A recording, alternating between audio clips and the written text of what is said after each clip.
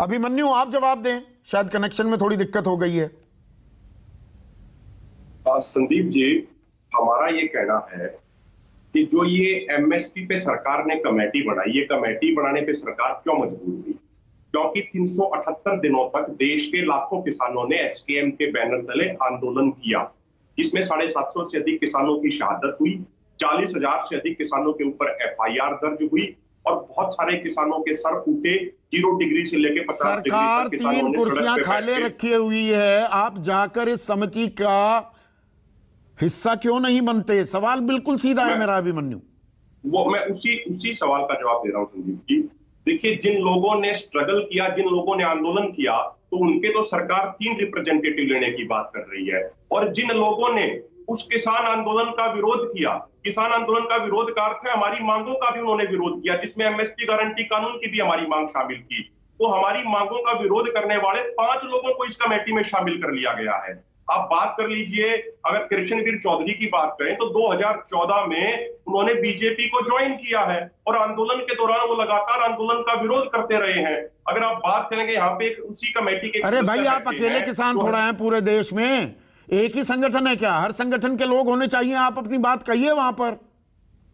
नहीं संदीप जी, हम ये नहीं कह रहे कि अकेले हम ही किसान हैं, लेकिन जिस कारण से सरकार को ये कमेटी बनानी पड़ी इस मांग पे, वो आंदोलन हम लोगों ने लड़ा है। वो आंदोलन एसकेएम के बैनर तले हजारों लाखों किसानों ने लड़ा है।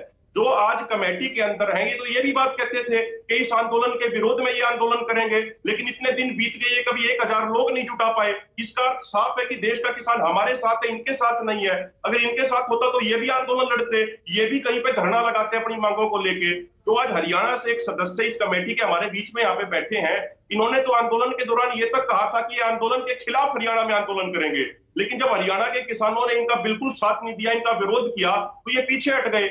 ये उस समय जब आंदोलन चल रहा था, पूरे हरियाणा में बीजेपी और उसकी समर्थित पार्टियों के नेताओं का विरोध हो रहा था, तो ये उस समय हरियाणा के मुख्यमंत्री के पास कहते हैं कि ये कृषि कानूनों के समर्थक हैं और ये हरियाणा के मुख्यमंत्री का सम्मान करने के लिए कुरुक्षेत्र में कार्यक्रम तो अलग अलग आवाजें हैं, विविधताओं का देश है ना, अलग अलग हिस्सों के अलग अलग संगठनों की हिस्सेदारी क्यों ना हो? नहीं, होनी चाहिए, हम उसके खिलाफ नहीं है, लेकिन जिन्होंने आंदोलन किया, कम से कम उनकी इक्वल रिप्रेजेंटेशन तो संदीप जी होनी चाहिए। इस कमेटी में सरकार की तरफ से 26 रिप्रेजेंटेटिव है और एसकेएम की तरफ से सिर्फ 3 रिप्रेजेंटेटिव लेने की बात कही गई है। हम ये कह रहे हैं भाई, कम से कम इक्वल रिप्रेजेंटेशन होना चाहिए। ये तो एक तरफा रिप्रेजेंटेशन हो गया। आप तो बाल की खाल निकाल रहे हैं। नहीं, बाल की खाल नहीं निकाल रहे संदीप जी। मैं आपको एक एग्जांपल और देता हूं। कोऑपरेटिव सेक्टर की तरफ से एक रिप्रेजेंटेटिव जो लिए गए हैं, आप खुद उनका सोशल मीडिया पे लिंक्डइन का प्रोफाइल चेक करके देखिए। वो खुद कह रहे हैं कि 2010 से 2014 तक वो बीजेपी की ह्यूमन राइट सेल के नेशनल कोऑर्डिनेटर रहे। तो कुल मिला के इसमें तो सारे बीजेपी सपोर्टर्स को डाला गया है। हम ये कह रहे हैं, आपके कार्यक्रम पे भी देवेंद्र शर्मा जी भी आते हैं, सोमपाल शास्त्री जी भी आते हैं। ये देश के जाने माने किसान कृषि विशेषज्ञ हैं, तो कृषि विशेषज्ञ के तौर पर इनको शामिल क्यों नहीं किया जा रहा? हमें तो सरकार को तय करने दीजिए ना, ये भी आप तय करेंगे, फिर तो कमेटी भी आप बनाने लगेंगे। और इस नाक की लड़ाई में अभिमन्यु किसान का भला कहां रह गया?